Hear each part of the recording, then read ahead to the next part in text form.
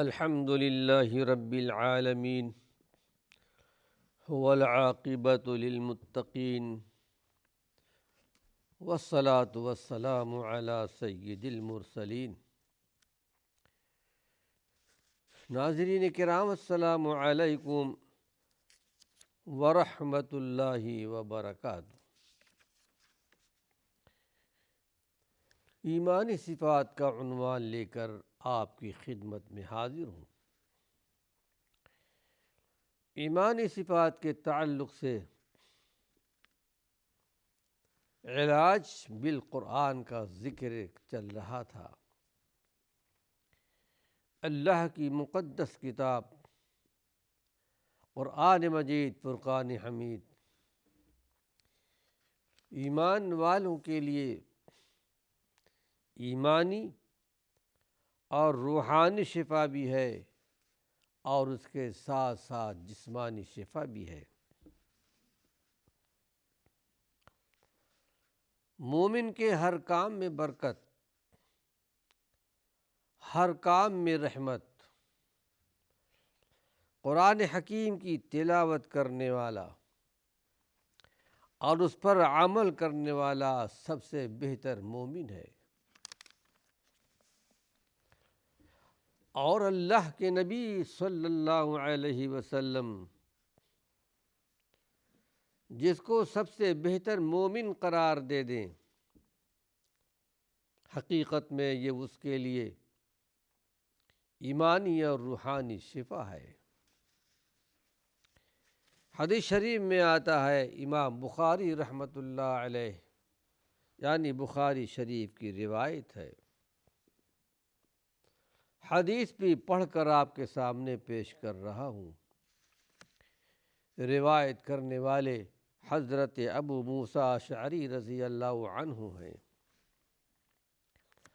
کہ عن النبی صلی اللہ علیہ وسلم قال مثل الذي يقرأ القرآن كالأترجة طعمها طيب وريحها طيب والذي لا يقرأ القرآن كالتمرة طعمها طيب ولا ريح لها ومثل الفاجر الذي يقرأ القرآن كمثل الريحانة ريحها طيب وطعمها مر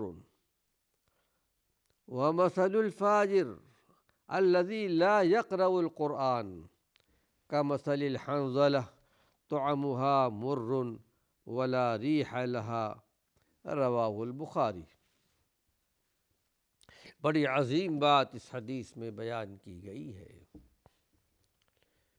روایت کرنے والے حضرت ابو موسیٰ اشعری رضی اللہ عنہ ہیں۔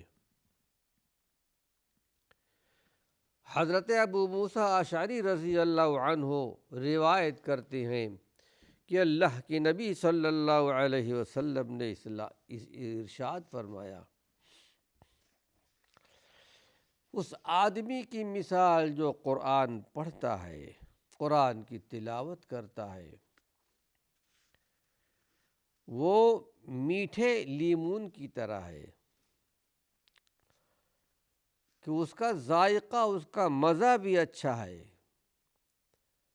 اور اس کی خوشبو بھی اچھی ہے۔ ایک مومن کی مثال ہے،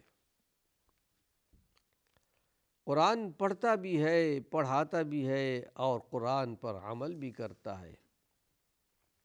اللہ کے رسول صلی اللہ علیہ وسلم نے مثال دی، بہت سے مقام پر آپ کی مثالیں موجود ہیں۔ جیسے ایک مرتبہ آپ نے صحابہ کے سامنے سوال کر لیا تھا کہ بتاؤ وہ کون سا درخت ہے جس کی مثال ایک مومن کی طرح ہے؟ کسی نے کوئی درخت بتایا، کسی نے کوئی درخت بتایا، لیکن کوئی صحیح جواب آپ کو نہیں ملا، تو اس وقت اللہ کے رسول صلی اللہ علیہ وسلم نے ارشاد فرمایا کہ وہ کھجور کا درخت ہے۔ کھجور کا کہ درخت کے کوئی چیز بیکار نہیں جاتی، نہ اس کا تنا بیکار جاتا ہے، نہ اس کی شاخیں بیکار جاتی ہے، نہ اس کے پتے، اور اس میں سے کھجور نکلتا ہے۔ اسی طرح ایک مومن ہے، مومن سے ہر قسم کے فائدے ملتے ہیں، مومن سے کوئی نقصان نہیں ملتا۔ لیکن اس کے ساتھ ساتھ اس روایت میں اس بات کا بھی ذکر ہے، اس مجلس کے اندر عمر بن خطاب بھی تھے، اس مجلس کے اندر آپ کے بیٹے عبداللہ بن عمر بھی تھے، جو چھوٹی عمر کے تھے لیکن سوجھ بوجھ رکھتے تھے۔ جب گھر گئے تو حضرت عبداللہ بن عمر نے عمر ابن خطاب رضی اللہ عنہ کے صاحبزادے نے کہا کہ ابا جان، میرے دل میں یہ بات آئی تھی کہ وہ کھجور کا درخت ہے۔ کہا بیٹے پھر ظاہر کیوں نہیں کیا؟ تو کہا ابا جان میں کیسے اپنی زبان کھولتا، وہاں پر آپ بھی تھے، حضرت صدیق اکبر بھی تھے، بڑے بڑے صحابہ تھے، میری چھوٹی عمر ہے۔ یہ ادب تھا اس زمانے میں، اس دور میں۔ بہرحال یہاں بھی اللہ کے رسول صلی اللہ علیہ وسلم نے مثال دیتے ہوئے فرمایا کہ وہ مومن جو قرآن کی تلاوت بھی کرتا ہے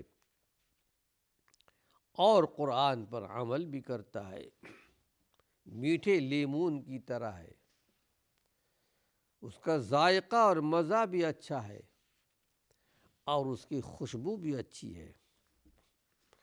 والذی لا یقرأ القرآن کالتمرہ طعمها طیب۔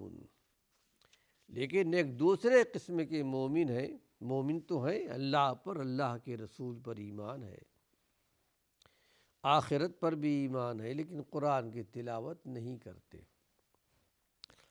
آپ نے ارشاد فرمایا کہ اس کی مثال سوکھے کھجور کی طرح ہے، طعمها طیب ولا ریح لها، اس کا ذائقہ اور مزہ تو اچھا ہے لیکن اس کے اندر کوئی خوشبو نہیں ہے۔ ظاہر ہے کہ کھجور کے اندر خوشبو نہیں ہوتی، لیکن بہت حلو، بہت مزیدار ہوتا ہے۔ یہ مثال آپ نے بیان فرمائی ہے اس آدمی کے لیے، اس مومن کے لیے جو قرآن نہیں پڑھتا ہے لیکن بہرحال ہے مومن، فرائض کو ادا کرتا ہے۔ وَمَثَلُ الْفَاجِرِ الَّذِي يَقْرَأُ الْقُرْآنَ كَمَثَلِ الرَّيْحَانَةِ، اور ایک فاسق فاجر آدمی ہے، اللہ پر ایمان ضرور ہے، آخرت پر ایمان ضرور ہے، لیکن گنہگار ہے، نافرمانیاں کرتا رہتا ہے، برائیاں کرتا رہتا ہے۔ اس کی مثال ایسی ہے جو قرآن تو پڑھتا ہے، فاجرانہ رویہ ضرور ہے، لیکن قرآن کی تلاوت کرتا ہے۔ آپ نے ارشاد فرمایا کہ کمثل الریحانہ، اس کی مثال ریحان کی طرح ہے۔ ریحان یعنی کمثل الریحانہ ریحها طیب، جو خوشبو والی پتی ہے، ایک بہت معروف ہے، عرب دنیا میں یہ چیز پائی جاتی ہے۔ وطعمها مر، لیکن اس کا مزہ، اس کا ذائقہ کڑوا ہے۔ یہ فاسق اور فاجر کی مثال ہے، فرائض تو ادا کرتا ہے لیکن قرآن نہیں پڑھتا۔ وہ آدمی قرآن پڑھتا ہے لیکن اس کی مثال اس خوشبودار پتے کی طرح ہے جس کے اندر جو بالکل کڑوا ہوا کرتا ہے۔ وَمَثَلُ الْفَاجِرِ الَّذِي لَا يَقْرَأُ الْقُرْآنَ، اور ایک فاسق اور فاجر ایسا بھی ہے جو قرآن پڑھتا ہی نہیں ہے، فسق و فجور بھی کرتا ہے، قرآن بھی نہیں پڑھتا ہے، قرآن کی تلاوت بھی نہیں کرتا ہے۔ کَمَثَلِ الْحَنظَلَةِ، اس کی مثال ایک اندرائن، ایک کڑوے پھل کا نام ہے اندرائن، اس پھل کی طرح ہے کہ طعمها مر ولا ریح لها، کہ اس کا مزہ اور ذائقہ بھی بہت ہی کڑوا ہے اور اس کے اندر کوئی خوشبو بھی نہیں ہے۔ یعنی اس حدیث کے اندر اللہ کے رسول صلی اللہ علیہ وسلم نے یہ بات اپنی امت کو سمجھانے کی کوشش کی ہے۔ قرآن کے پڑھنے والے کی، قرآن کی تلاوت کرنے والے کی، قرآن کا حق پورا کرنے والے کی اور عمل کرنے والے کی مثال بہت اچھی مثال ہے۔ میٹھے لیمون کی طرح مزہ اور ذائقہ بھی اچھا ہے، اس کو خوشبو بھی اچھی ہے۔ ہم اللہ کی جناب میں، اللہ کے حضور میں دعا کرتے ہیں کہ پروردگار عالم ہم کو اور آپ کو اس زمرے میں شمار فرمائے۔ یہ علاج بالقرآن ہے۔ یہ قرآن پڑھنے کی فضیلت ہے۔ ایک ایمانی اور روحانی شفا مرد مومن کو ملتی ہے جو قرآن حکیم پڑھتا بھی ہے اور عمل بھی کرتا ہے۔ آج اس سلسلے میں ایک حدیث اور آپ کے سامنے پیش کر رہا ہوں، جس میں ایمانی اور روحانی شفا کا ذکر کیا گیا ہے۔ یہ روایت بھی بخاری شریف کی ہے۔ روایت کرنے والے حضرت عبداللہ بن عمر رضی اللہ عنہ ہیں۔ یہ سنت کے بڑے عامل تھے۔ آئیے حدیث آپ کے سامنے پیش کر رہا ہوں۔ عن عبداللہ بن عمر رضی اللہ عنہما قال سمعت رسول اللہ صلی اللہ علیہ وسلم یقول لا حسد الا على اثنتین، رجل آتاہ اللہ الکتاب وقام به آناء اللیل، ورجل آتاہ اللہ مالا فهو يتصدق به آناء اللیل وآناء النہار، رواہ البخاری۔ بڑی پیاری حدیث ہے۔ اللہ کے نبی صلی اللہ علیہ وسلم نے ارشاد فرمایا، یعنی قرآن حکیم پر عمل کرنے والا مومن قابل رشک ہے۔ کچھ ایسے اللہ کے نیک بندے ہیں جن کے ایمان پر، جن کے تقوی طہارت پر آدمی رشک کرتا ہے کہ کاش کی یہ نعمت ہم کو بھی ملتی، ہم بھی نیک بن جاتے۔ نیک بننے کی کوشش کرتا ہے۔ رشک کرنا یعنی تمنا کرنا۔ آئیے اس کا مفہوم آپ کے سامنے پیش کر رہا ہوں۔ عبداللہ بن عمر رضی اللہ عنہ ارشاد فرماتے ہیں کہ میں نے اللہ کے رسول صلی اللہ علیہ وسلم سے یہ بات سنی ہے۔ آپ نے ارشاد فرمایا لا حسد الا علی اثنتین، آدمی کے لیے حسد کرنا، کسی پر حسد کرنا جائز نہیں اور حلال نہیں ہے، مگر ہاں دو چیزوں پر وہ حسد کر سکتا ہے، رشک کر سکتا ہے۔ رجل آتاہ اللہ الکتاب، ایک ایسا آدمی ہے، مرد مومن ہے، جو آتاہ اللہ الکتاب وقامہ، جس کو اللہ نے کتاب کا علم دیا ہے، کتاب پڑھتا ہے، قرآن کی تلاوت کرتا ہے۔ اللہ نے کتاب دی اس کو، وقام بہ آناء اللیل، اور رات کو قیام اللیل میں، تہجد کی نماز میں بھی قرآن کی تلاوت کرتا ہے، اور ویسے بھی قرآن کی تلاوت رات میں کرتا ہے۔ اب مرد مومن کی شان بھی یہی ہے کہ صبح و شام، دن ہو یا رات ہو، اللہ کی کتاب سے تعلق رکھتا ہے۔ وقام بہ آناء اللیل، رات کے حصے میں قیام کرتا ہے، یعنی قرآن کی تلاوت کرتا ہے یا پھر تہجد کی نماز میں پڑھتا ہے۔ اس پر آدمی رشک کر سکتا ہے، تمنا کر سکتا ہے کہ میں بھی اسی کی طرح بن جاؤں، مجھے بھی قرآن کا علم آ جائے، میں بھی رات میں قرآن کی تلاوت کرنے والا بن جاؤں، میں بھی رات میں تہجد کی نماز میں قرآن حکیم کی تلاوت کرنے والا بن جاؤں۔ اس آدمی پر رشک کیا جا سکتا ہے، تمنا کیا جا سکتا ہے اور کرنا چاہیے۔ وَرَجُلٌ أَعْطَاهُ اللَّهُ مَالًا، اور دوسرا آدمی جس پر آدمی رشک کر سکتا ہے، تمنا کر سکتا ہے، جس کو اللہ نے مال دیا ہے، فَهُوَ يَتَصَدَّقُ بِهِ آنَاءَ اللَّيْلِ وَآنَاءَ النَّهَارِ، اللہ نے مال دیا ہے لیکن مال کو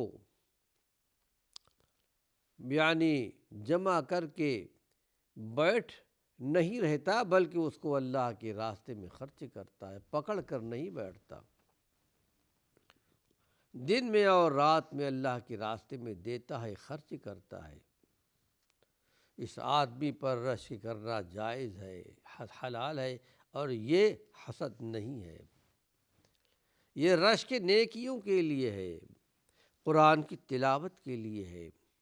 یہ رشک، یہ حسد حقیقت میں اللہ کے راستے میں خرچ کرنے کے لیے ہے۔ تو قرآن حکیم پر عمل کرنے والا مومن حقیقت میں یہ قابل رشک ہوتا ہے، اس پر آدمی حسد کر سکتا ہے۔ آئیے ایک حدیث اور آپ کے سامنے پیش کر رہا ہوں۔ اس حدیث کے راوی حضرت ابو ہریرہ رضی اللہ عنہ ہیں، یعنی کثرت سے قرآن کی تلاوت کرنے والے پر بھی رشک کرنا جائز ہے۔ اگر کوئی مرد مومن کثرت سے قرآن کی تلاوت کر رہا ہے، اس پر بھی آدمی رشک کر سکتا ہے۔ روایت ہے حضرت ابو ہریرہ رضی اللہ عنہ سے۔ لیکن ناظرین کرام، وقت ختم ہو چکا ہے۔ اللہ نے چاہا یہ حدیث حضرت ابو ہریرہ کی اللہ نے چاہا اپنے اگلے حلقے میں بیان کروں گا۔ وآخر دعوانا ان الحمد للہ رب العالمین۔